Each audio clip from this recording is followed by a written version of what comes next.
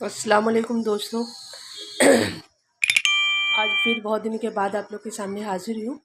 कुछ यूट्यूब में थोड़ा सा कुछ मैं डालना चाहती हूँ क्योंकि यूट्यूब पे ज़्यादा चलता नहीं है, 2 से 3 मिनट का ही वीडियोस में लोड होता है। ठीक है, तो मैं ये कहना चाहती हूँ कि आप लोगों ने एक बार और न्यूज़ के ज़रिए से आप लोग को पता ही चला होगा कि कल्याणी में एक पटाखा का जो कारखाना था वहाँ पे आग लग गया और 4 लोग की मौत हो गई।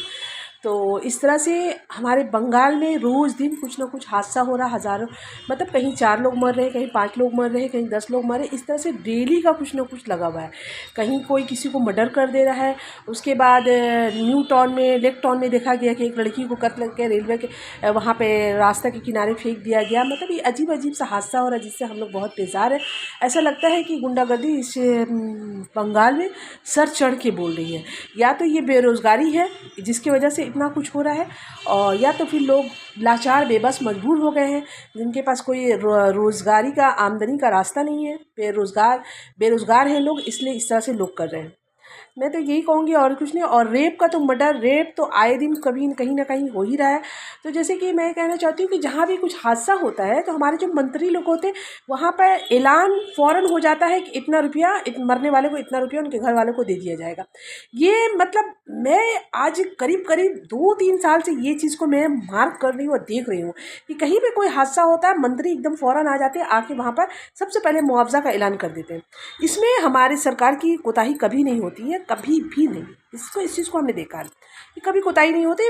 ऐलान फ़ौरन कर दिया जाता है कि मरने वाले के घर वालों को इतना रुपया दिया जाएगा, उसको नौकरी दिया जाएगा, कुछ ना कुछ ऐलान हो जाता है। मीडिया के माध्यम से ये बात आके उन लोग फ़ौरन बता देते हैं, लेकिन अपनी गलती को सुधारने की कोशिश नहीं करते हैं कि हमारी गलती क्या है जहाँ पर हमारे अवाम को इस तरह से तकलीफ, अवाम मारे जा रहे हैं। जब उन लोग से कभी सवाल किया जाता है तो बोलते हैं इसको तो काउंसिलर को पता नहीं है। जैसे कि वहाँ पर जो दमकल के मंत्री थे वो आए, सुजीत बासु, उनसे जब मीडिया सवाल करने लगे कि आप इसके बारे में क्या बोलेंगे, बोले अभी हम कुछ नहीं बोलेंगे, इसके बारे में आलोचना बाद में किया जाएगा, पहले जो लोग मर गए उसको निकालना जाना चाहिए। तो इनलीगल काम जो इस तरह से हो रहा है हमारे बंगाल में, इनलीगल, कहीं पे देखिए अब बताइए पटाखा का कारखाना खोला जा रहा है, वो इनलीगल है, उसको कोई लाइसेंस नहीं, कुछ नहीं, मगर वो गांव ग्राम में जाके इस तरह से हरकतें कर रहा है। ये ज़्यादातर इस चीज़ देखा जा रहा है गांव ग्राम में, तो ये सब चीज़ हम सर चढ़ के बोल रहा है। मर्डर बोलिए, रेप बोलिए, सबसे ज़्यादा वहीं पे हो रहा है। और वहीं के लोग, वहीं के जो लोग होते हैं ना, उन लोगों को वोट दे दे के इन लोगों को सर चढ़ाते भी हैं। तो अब लीजिए उसका भुगतान भोगिए। अब देखिए दिल्ली में क्या हुआ, दिल्ली में हुआ ना भाई कि केजरीवाल का दुर्नीति इतना सर पर चढ़ के अवाम के सर पर चढ़ने लगी थी, इतना अवाम परेशान बेजार हो चुका था कि अब देखिए उनका सत्ता वहाँ से उलट गया सत्ता। अवाम ने, जनता ने उनको जवाब दे दिया कि किस तरह से उनको जवाब देना है। ठीक है, जवाब वहाँ से, उनका सत्ता खत्म और बीजेपी वहाँ पर आ गई है। तो ये जो हम लोगों के दिमाग में एक कॉन्सेप्ट है जो गलत के, कोई भी सत्ताधारी लोग, कोई भी, वो बीजेपी हो, कांग्रेस हो, तृणमूल हो, सीपीएम में, कोई भी अवाम के लिए काम नहीं करता, वो सिर्फ अपने लिए काम करता। सत्ता को सत्ता पे हावी हो जाता है, हावी होने के बाद वो सिर्फ अपने लिए काम करता है, अपने घर वाले, अपने रिश्तेदार, बस उसके लिए काम करता है। आप देखिएगा, नज़र उठा के देखिए, जितने भी मंत्री संतरी के लोग हैं, सब कोई ना कहीं पोस्ट में बैठे हुए हैं, अवाम के लिए कोई काम नहीं करना चाहते। इसलिए मेरा तो अपना कॉन्सेप्ट है कि हर साल जब भी इलेक्शन हो, हर बार एक इंसान को चांस देना चाहिए, हर दूसरे पार्टी को लाओ ताकि देखो कि वो ये क्या कर रहा है, ना कि एक को 20 साल 25 साल बैठा कर रखो, बैठाने के बाद वो तुम्हारा पूरा सर काट के चला जाएगा। जैसे कि सीपीएम का देखिए, सीपीएम के राज में क्या हुआ।